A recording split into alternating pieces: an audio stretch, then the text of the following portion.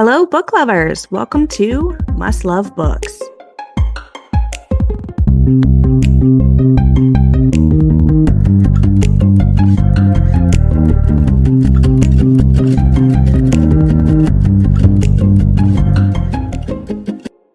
Welcome back to Must Love Books. Today I am here with Margaret Rose, a romantic comedy indie author of Sink or Sell and Kissing Bandit. Hello, how are you? Hey, I'm so good. How are you? I'm good. I'm great. I'm happy to have you here.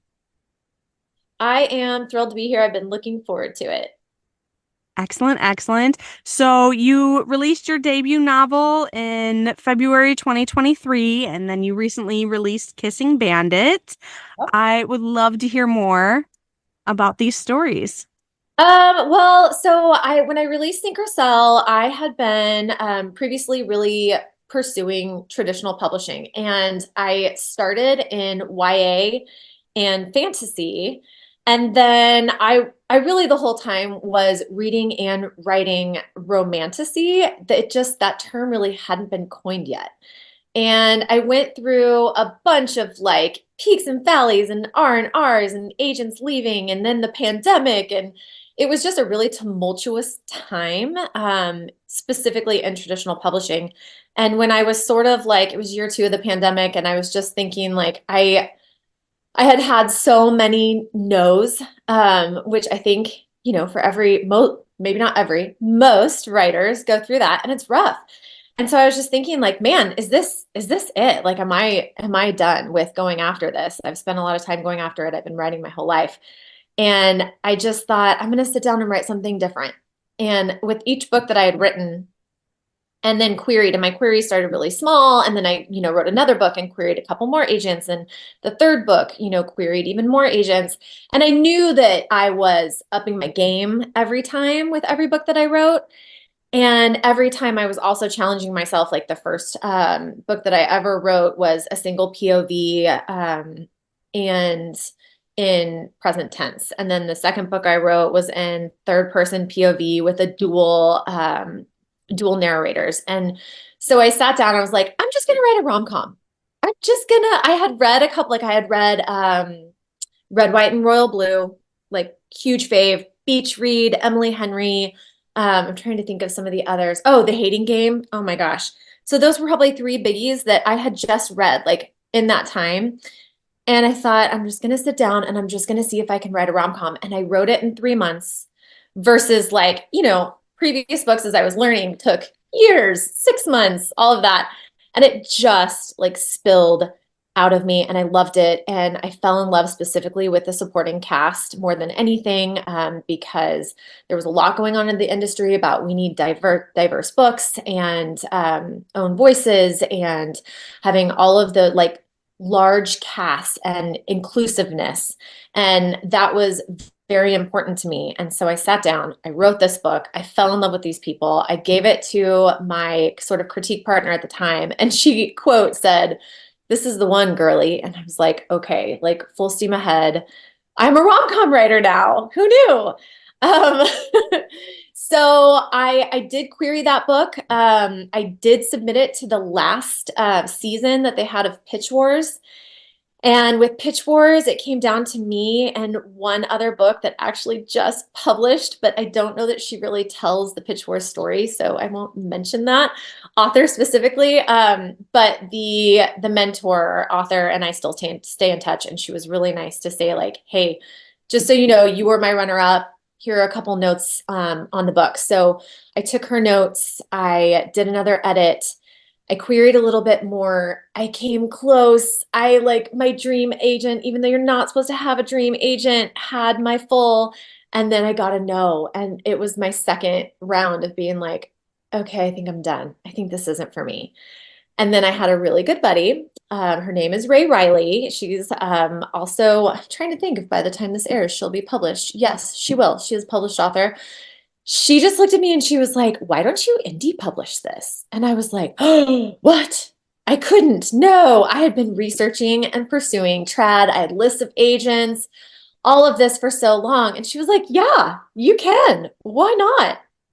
And so I gave myself a year. I gave myself a year to learn all the ins and outs. And then I just did it. That is such a great story. I love that. It was tough. It was a long road. It was a It is, really long yes. road. And I hesitated some, like at some point when I did finally publish, it was like, do I tell this full story? Do I just, and for me, I have to be honest and truthful. I cannot like hide certain, even though I think maybe a lot of people don't want to tell the story of the no's, like the no's are important and they're part of this process whether you're on trad and pursuing trad or whether you're indie and pursuing indie, like there are no's on both sides. There are hurdles, there are emotional battles, there are wins, there are huge wins. But I have to tell the story as it is. I got a lot of no's and it's been a really long haul. And I'm happy that like I didn't quit. That's my mantra is just don't quit. And I think it's really important to not forget the no's. Every journey is going to Yeah. have its up and downs. We need to hear the no's in order to, continue pushing forward and to persevere and keep working towards what it is that we want. And every publishing journey is going to have some form of rejection somewhere, even if you are, the one in the million Cinderella story of publishing.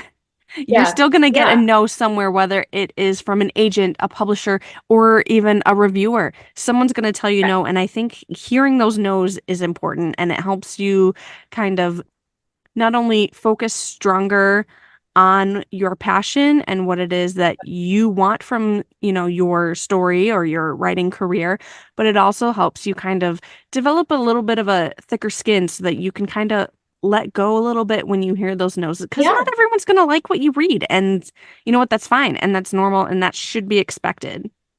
Yeah, I totally agree with you. I think the no's make the yeses and the yays and the gushes and the OMG, I loved it so much. It makes those mean so much more.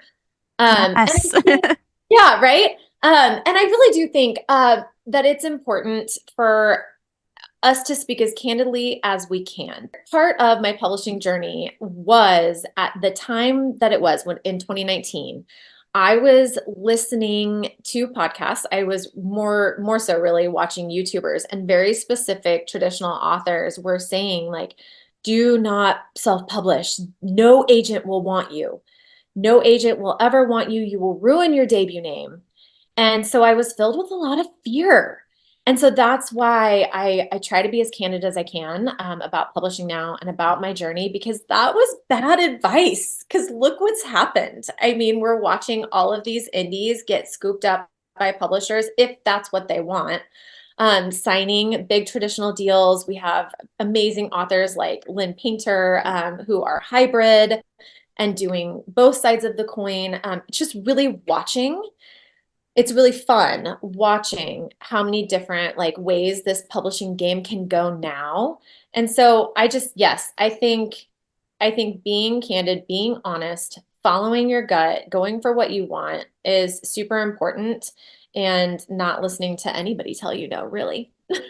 I feel like the publishing industry just in the last 5 years has changed so drastically, and Yeah. mostly because of the rise of Yeah. independent publishing, whether it's through self-publishing or small indie publishers.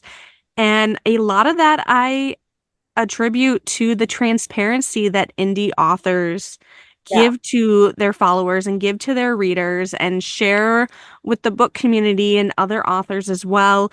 And that kind of transparency and really just openness, talking about, their struggles, talking about even just what programs they use and how their Yeah. personal process works has really had a huge impact on how we view small publishing, independent publishing, self-publishing. And I feel like larger publishers have to kind of keep up with what independent publishing is doing to change the entire Yeah. industry. Yeah, it's kind of forced them to flex, which is great. Like it's good for all of us. And I think I want to be on the trailblazer side. You know what I mean? And once that door was open to me, like once my buddy Ray said, like, yeah, you can indie publish and you should. This book is good. Like people need to read it. And I just, once that mind shift happened, and then I started watching people like BK Borison, I started following her on Instagram. I think right as she had published her second book, In the Weeds, and then she was just about to publish Mixed Signals. So like she had a couple thousand followers. I mean, this is like, but I found her and started following her right as she was on this like rocket trajectory. And then just, I mean, watching her career has been so inspiring at this point. And so it was a mind shift. It was just finding my people, kind of finding my tribe, like people who don't just say no, but instead are trailblazers and are like, I'm gonna find my way to a yes one way or another. And that has become like super important to me. And it is kind of like you said, like helping you have a thicker skin and everything. It's what gets you through the hard parts of publishing because man, there are the hard parts of publishing. But yes, people like Erin Thompson is a really good friend. She wrote the wedding planners and Five for States. And she was one of the first indie authors that I was in her DMs. And I was like, hey, I've heard about this program Vellum. Is that what I need to upload my book and to make it like to format it so that I can? She was like, yes, get Vellum for sure, 100%. Like do it and let me know if you have any other questions. People like that like change the game. So I always try to say my DMs are open to new indies. I want to help. I want to help for sure. I feel like maybe we should rebrand self-publishing and indie publishing as Trailblazer Publishing. I know. I love it, right? It really is. Like the first people that did it, especially because like I'm old enough to remember all of that sort of negative advice that was like, you're gonna sully your debut name. No agent will want you. If you even try self-publishing, and then let's say you want to kick back to trad and query, nope, no one will take you. It's like you'll have a scarlet letter type thing. And so the people who did it first, who blew through that kind of crap, they are trailblazers. And I am uber inspired by them. And I feel like that's the team I want to be on for sure. Like I would, I would say my goal is to be hybrid published one day. So not totally knocking trad, but I am absolutely want to be on a team of people who are ready to like pivot, blow through walls, make it happen and like see where that takes us, you know? Definitely. And I feel like, it's just so interesting because self-publishing had a awful reputation for I so know. long in Right. in the publishing industry. It was like, And how quickly we wow, forget that's it, a right? self-published book. Okay. Yeah. And now, we have these big publishers who are really keeping an eye on the self-published books and scooping them up when they, see something that's doing well. I actually booked an indie author at the beginning of the year for an interview that has been pushed back to October now.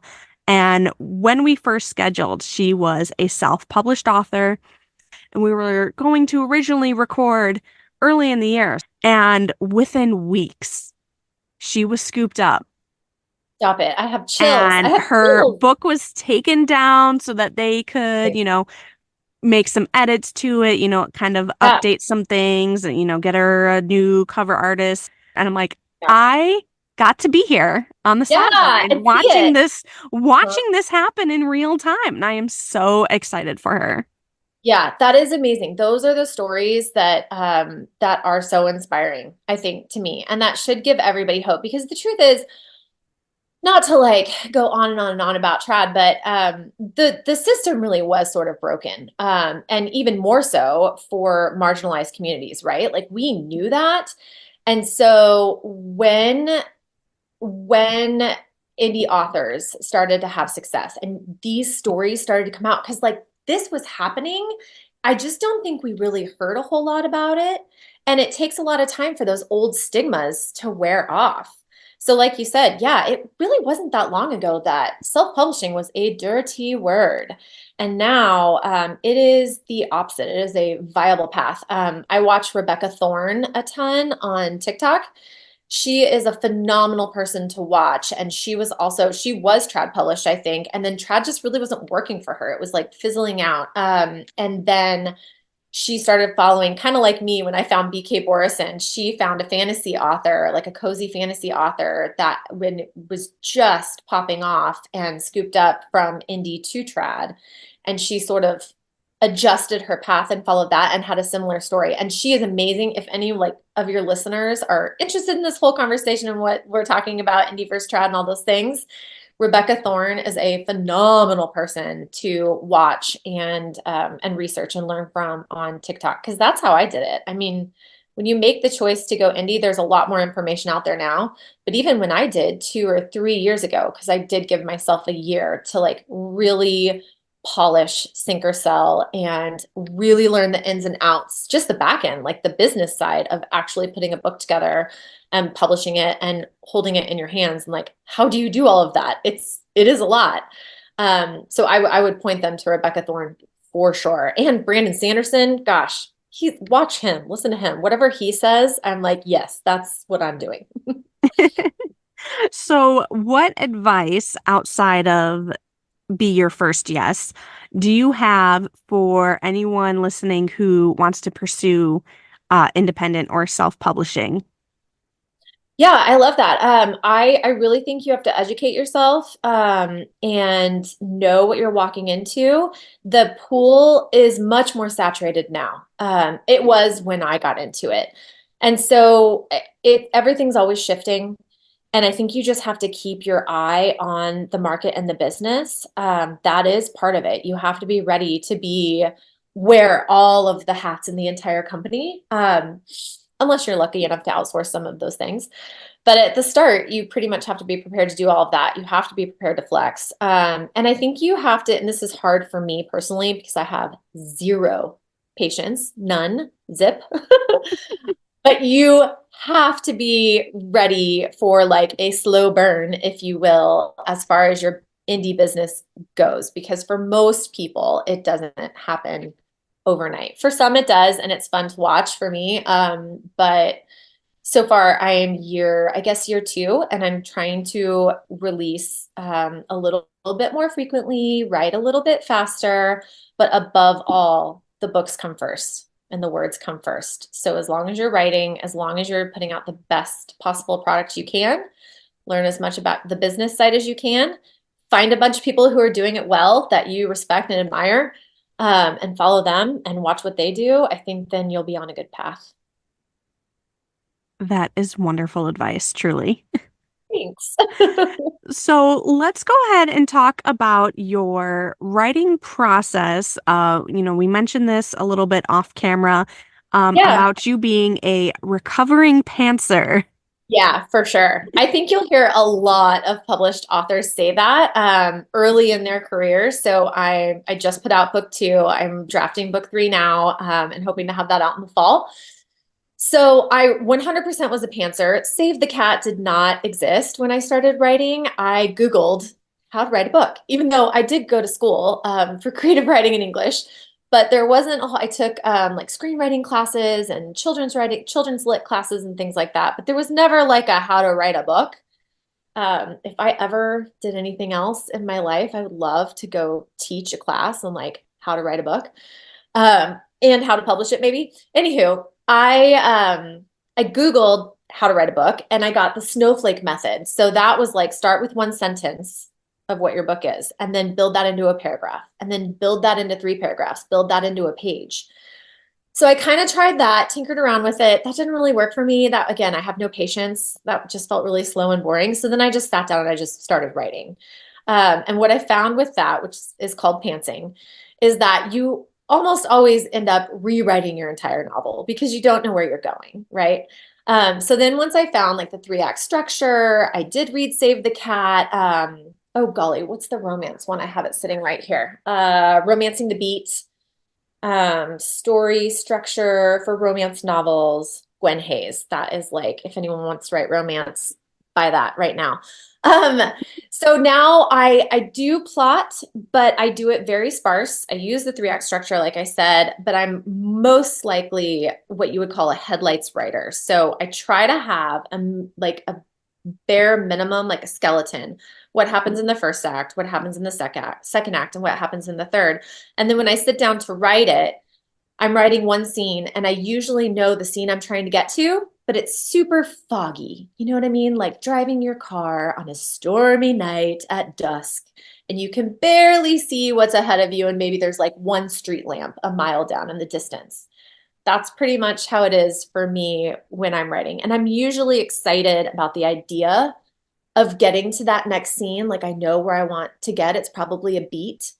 Um, and then it's really fun just figuring out how to get there. That's usually, I mean, if I'm a rom-com writer, which there's a lot of debate about what rom-com exactly is, I'm probably not the funniest. I'm not like super heavy on the com. But if I'm a rom-com writer, that's when my comedy comes out, is just figuring out how to get to that next scene that's like really foggy in the distance. It's usually a really random, weird way how I get there. Going off onto your own side street, so to speak. Yeah, for sure. There's usually like someone puts on a costume, or there's like only one horse, or there's, it's just something magically appears. Like in the book I'm drafting now, there's a glue gun incident, and like those things were not planned. Those are the things that just pop into your brain, and then you giggle to yourself, and you're like, I don't know if anybody else is going to think this is funny. That's for like my critique partner, my dev editor, my beta readers to say. But right now, I think I'm making myself laugh, and this is how we're going to get there. And I mean, when writing rom-coms or any kind of comedy themed book, making yourself laugh has to be the first step. I think so, because I'm really not a funny person. Like, I have friends who are super funny, and they're specifically funny in like email and text. I am so envious of those people. And I'm a rom-com writer, but I don't think I'm funny in email and text at all. My humor is weird. It comes like I can't bring it down like magic. I don't have a magic wand to like bring my humor up. It just like appears out of nowhere. And then yes, I make myself giggle, and I hope it's funny to other people. Usually I've actually sat in a room before with my critique partner, my writing partner is Ray Riley, and she was reading my book and I was like working on a couch next to her, and she like laughed out loud, and she was like, "Oh my God, Margaret, no, what did you write?" And I was like, "Funny good or funny bad?" And she was like, "Funny good, funny good." Funny good or funny bad. I mean, I guess it's still funny in the end. I know. Well, and you know what? That's part of this whole game of being a writer and publishing novels and looking for your ideal reader, right? Like we all have to look for our ideal reader, because every book isn't for everyone. And we know that. Like you might read something and love it and I hate it, and vice versa. That doesn't make it a bad book or funny good or funny bad. It just is like you're trying to appeal to your ideal reader's tastes. It's like finding your people. Exactly. And I mean, because what one person hates about a book, it might be what another person loves about a book. And For because of sure. that is why I think negative reviews are actually a positive thing. Yep. I just saw a post on Threads about that the other day, where I guess Goodreads is giving like a warning now. It was actually BK Borison's post. And it was like this big flash thing, and it was a paragraph from Goodreads. And they're like, just so you know, everyone gets bad reviews from time to time. Eventually, you're going to get a negative review. But actually, studies show, and there was some percentage thrown up that I don't recall, that makes your reviews look more valid and potentially a reader more likely to pick up your book, because then they understand that your reviews are real, and not just manufactured, which that kind of crazy Yes. goes on Goodreads, and I just stay out of all of that. Like, la la la, I don't want to know what's going on with that kind of thing. Having negative reviews definitely adds a level of authenticity to your Yeah, reviews as a whole. yeah, and they hurt, no doubt. And reviews are for readers, yes. But I will say, and this might be an unpopular opinion, I think when you are an indie author specifically, it behooves of you to read some of your reviews, especially I do at least at the very like when I'm first putting a book out. Because I do want to get a read of how it's hitting. I do want to know because I'm looking again for my ideal readers, right? People who love like the genres and the tropes that I write. So I'm looking for what's hitting. And then for sure, like I would say 3-star reviews are probably like a constructfully written 3-star review is sometimes really helpful to a writer.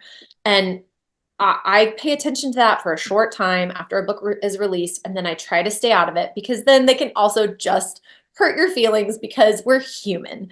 But the thing is, if you can take a little bit of constructive criticism, hopefully you can, especially if you're in this game, then those can be really helpful. And I mean, 99% of the time, if I'm reading a review like that, and where someone's like, I really like this, but this didn't hit, that's a huge note for me. I mean, I have absolutely taken notes from reviews like that. And almost always I'm like, yep, fair. Okay. I did this well and I was trying to do this well.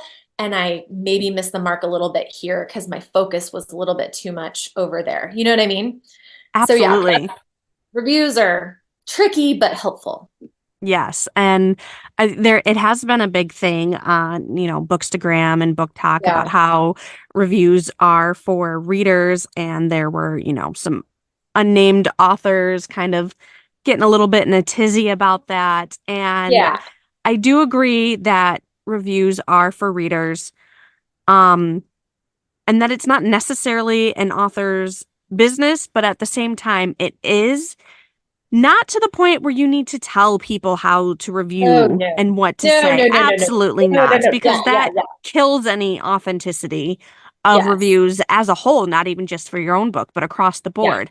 for sure. I do think it is important for authors to look at some of their reviews just Yeah. to kind of understand, not only what doesn't and does work with their book, but how to find their audience, as you said. Is there something that needs to be changed for their marketing tactics? Is the book not Yeah. being read by the people that you intended it for? And that's something that you Yeah. can tell through your reviews. 100%. That's a great point. And I also think a lot of people are now using reviews as a marketing tool, which we always kind of did a little bit for positive Yeah. reviews. It was Yeah. always, here's a list of all the 5-star reviews of everyone who Yeah. loved my books. And now, recently, and I mean, it started a little while ago, but it's become a lot more common recently, using our negative reviews of what Yeah. people didn't like the Oh book, yeah. Yeah, especially when yeah. they're I know what you're talking funny. about. Yeah, yeah, totally. My buddy Erin Thompson has done that a lot before, where she will post a review where the person's like, way too much cursing and too spicy. And she's like, yup, that's what I was going for. See, and exactly that's what I mean when I say, one person's negative review can be Yeah. someone else's 5-star reason to love a book. So they're not Yeah. necessarily, negative reviews are not necessarily a negative thing. Totally. And I will just add, like, the reason I do pay attention to it a little bit, and I do it in the way that you described, where like it's like I am in a locked room. Like I would never comment, reach out, reply. No shit. I'm not trying to tell anybody else how to handle it, but that's my like rule is yes, the door is closed.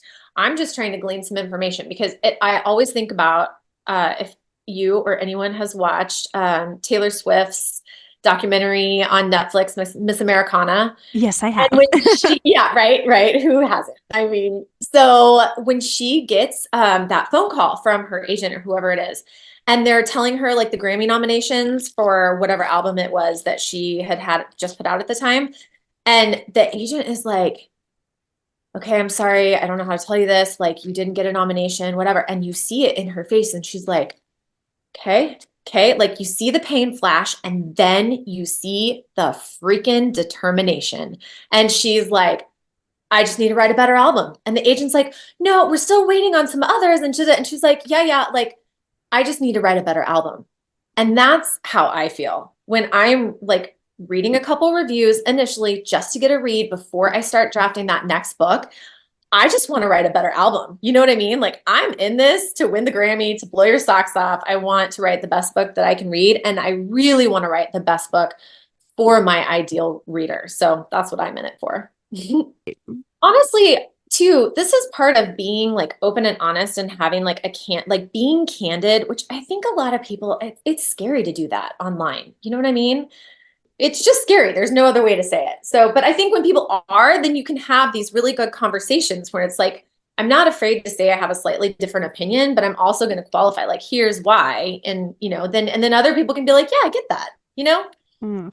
Well, and in order to be, candid on a public platform, you also have to be vulnerable and be willing to, take criticism for what you're putting out and, share things that you might not necessarily normally put out there. And, so not everyone's going to agree with you. Not everyone's going to like your opinions, when it comes to, publishing models or how we handle reviews or even, down to what kind of tropes and genres we like. Yeah. And you have to allow yourself to be vulnerable to, those opinions, not just of your own, but of others.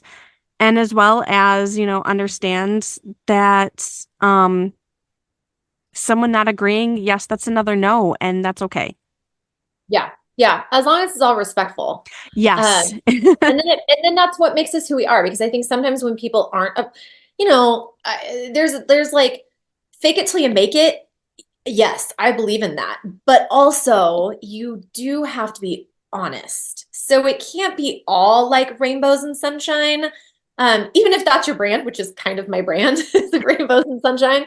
But you do have to be honest about like maybe when you're struggling, maybe when things aren't going perfect, maybe when you're not getting that, the agent call and Berkeley isn't knocking at your door after your debut, those things happen and you can still be like a good writer, a good author, a good business person, even if those things aren't happening. And I think sometimes people they fake it a little bit too much because it's hard to look vulnerable out there, but then it just comes off a little fake, right? Yes.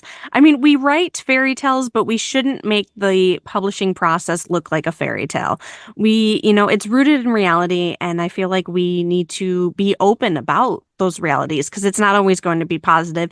And for many authors, if not most authors, there's going to be more no's and more negativity before you get a yes and before things move positive, just because that's just how the journey is. And it's always going to be that way. And pretending it's not, pretending it's all, a fairy tale isn't doing yourself any favors and it isn't doing other writers any favors. Yeah. I've heard the advice all over Threads, all over Instagram, all over TikTok, and they're like, find your group, find your people, find your group chat specifically, and like have it out in there instead of like having it out online sometimes. But it's a fine line on like what to be honest and vulnerable about and what to like keep private. And I think that's just part of business and part of the game right now, to be totally honest. And I've also seen it's really sad too when you see people who are like, okay, but how do I find that group? How do I find those people? I don't have a group chat. And I for sure like don't mind saying I was one of those people. Like I am a sunshine and stars and rainbows and bouncy happy girl. Like that's how I come off. But I'm also an only child who's like uber sensitive and like all in my feels and wondering if I, upset someone with something that I said, in a comment, that type of thing, if they don't respond, like all of those emotions and feelings are all wrapped up in this. And so I think it takes time to find your people. You will find your people in your group chat. It took me some time.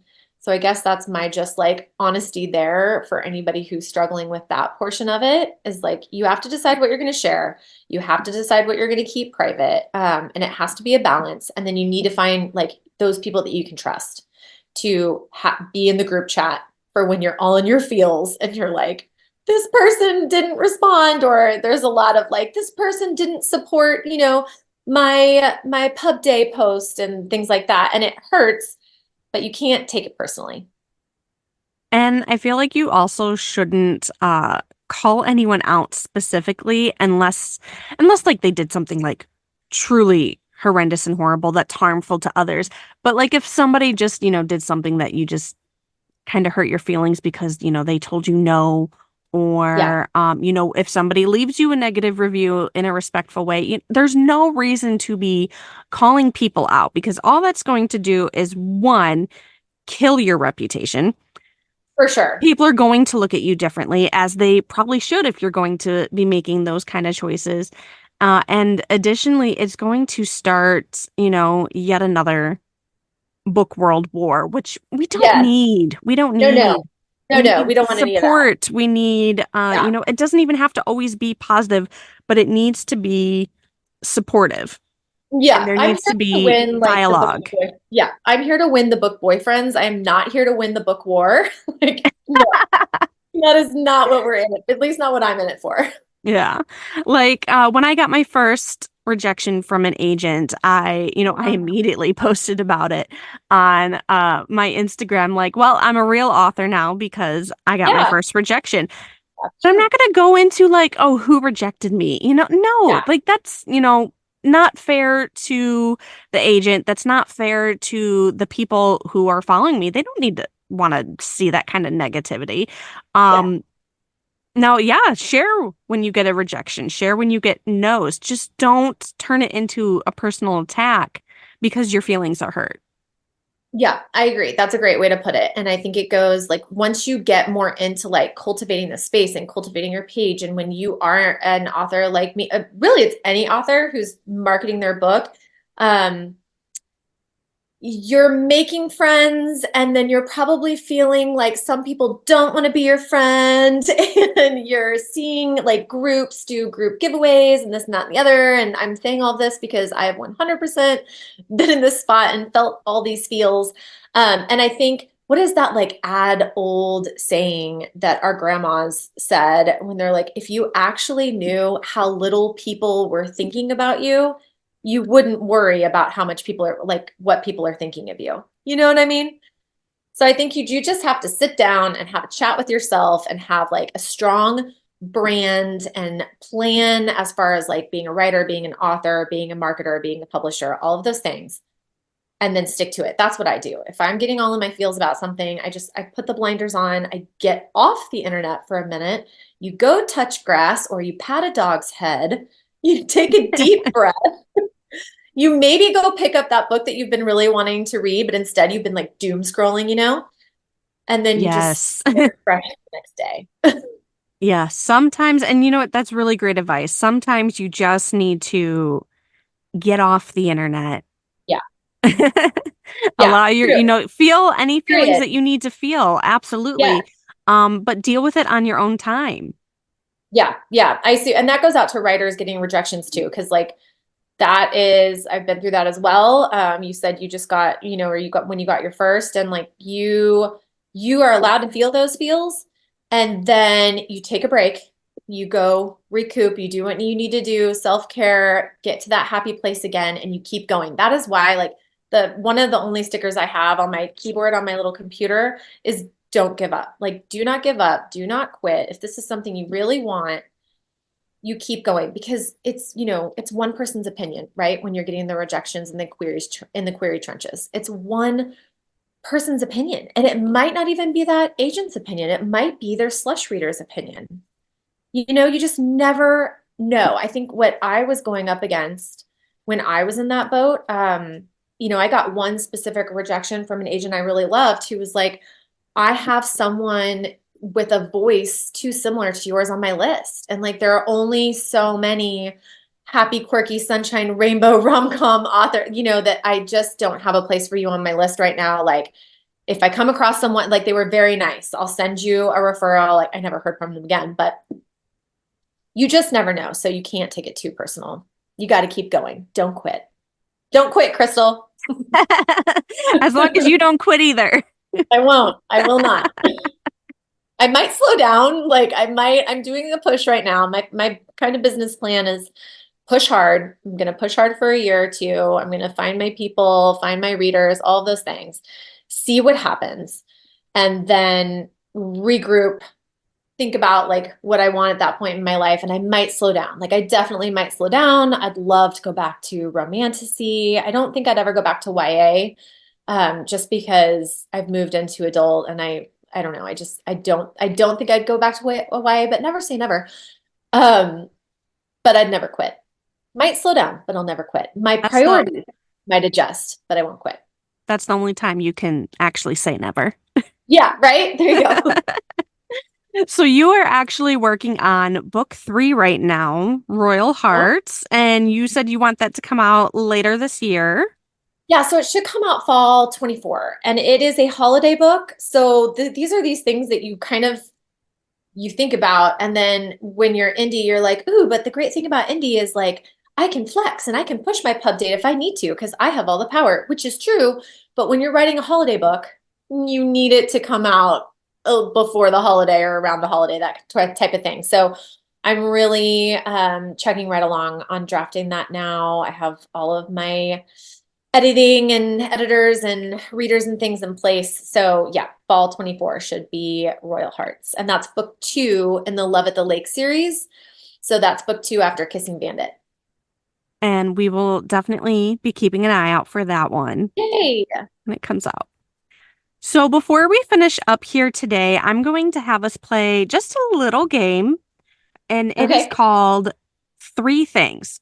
So we're going to start off with 3 books that you love, 2 Okay. favorite tropes, and Okay. we'll finish up with 1 favorite author. Okay. Just go for it. Yeah, go for it. Okay. So 3 books. I'm gonna be like totally unexpected. A Gentleman in Moscow is all-time favorite book by Immortals. This is not romance, but it's just a beautifully written book, and it's actually about to be made a movie. So go read that, especially if you're a writer and you're studying like craft and prose and all of those things. And Jane Eyre, that's a classic, right? And I know I'm lame, but I've actually read the whole thing cover to cover twice. Truly love it. That's probably when I fell in love with romance. I mean, the slow burn, the angst, so good, so good. I know. And then I'm gonna go with like tried and true, probably the book that like actually made me start writing romance with is Red, White, and Royal Blue. It's that book is just everything to me, always will be. 100% inspired Sink or Sell, my debut. Sink or Sell is like Red, White, and Royal Blue meets The Devil Wears Prada meets The Hating Game. And so those are my 3 books. Okay, 2 tropes. Enemies to lovers, rivals to lovers, hate to love. I'm trash for that. Um, mm, shoot. Only one bed? Only one horse? Only one anything? Only one horse. I love that. Only one anything, I think is a good Yeah. way of putting Yeah. it. Yeah. Okay, perfect. Like, only one t-shirt, only one towel. That happens in Kissing Bandit. Okay, and then one author. Oh, God. I'm gonna go with BK Borison. She is just a total inspiration to me. The woman is the queen of cozy romance. Low stakes cozy romance, which is sort of new. I mean, it's sort of new in the industry, and she does it really, really well. And I think she is so graceful with how she runs her business, and how she presents herself online, like exactly what we were talking about, like real, vulnerable, honest, but also like always polished, always professional. So I really look up to her, and I love her books. That is excellent. So we will go ahead and wrap up here. Are there any final messages that you would like to share with our listeners? I mean, we really hit the don't quit. We hit that pretty hard. Don't quit, guys. That's my number one. If you are a young writer, a green indie, you need some help, some advice, you need to know like whether you should buy vellum or not, feel free to drop in my DMs. I'd say that's about it. If you listen to this podcast and you read one of my books, let me know if you like it. And I'm big on like sending goodies and sending swag. So if you join my newsletter, I'm always doing like giveaways there, like either stickers or signed copies, sometimes some PR boxes, stuff like that. And we love swag. I know, right? That's why I love to give it away. And then I have to pack it all up and take it to the post office. And I'm like, why did I do this? But it's fun. And it's fun when you see people get it and they get excited and just makes everybody happy. We love swag, but we don't love going to the post office. No, we do not. We do not. We'll have to get some must love books swag together. Oh my gosh, you really should. You Yeah. absolutely should. Like a cute tote bag or something. Yes, I have. If you do that, you let me know if you need some like leads, and I'll tell you where I get a bunch of my stuff made. Yes, absolutely. And any listeners, if you have ideas of any kind of swag that you want to see, go ahead and slide into the Must Love Books podcast DMs and let us know what you're looking for. Yeah, for sure. Oh my gosh. And wait till you see the Royal Hearts swag. It's so good. So the like this I hide themes in books and like, I don't even mean to. It's usually just whatever like I'm loving at the time and it like sort of then crops up throughout the entire book. So one of these really random themes that's going to be in Royal Hearts is glitter. It's just glitter. This book is covered in glitter. And so when I started working on like swag, and I kind of like to get creative with my swag, and it's usually like I made scrunchies for Kissing Bandit, like myself on my sewing machine. I made a bunch of scrunchies and put little Kissing Bandit tags on it. It was really fun. So this one, Royal Hearts, is going to be a glitter bomb. So if you're into glitter, then drop in my newsletter and look out for that. And if you like it, then maybe you can do something. I'll tell you how to do it. You can do something glittery. Yeah, Let's love books. definitely. I'd love that. Definitely. Okay, well, thank you again for being here today. So, thank you again so much for being here. It's been so great having you on the show. Absolutely my pleasure. It was really fun to get to chat with you. And thank you, everyone, for listening. This has been Must Love Books. Happy reading. Thank you, everyone, for listening. This has been Must Love Books. You can find us on Instagram, Facebook, and Patreon under @Must Love Books Podcast. Thank you and happy reading.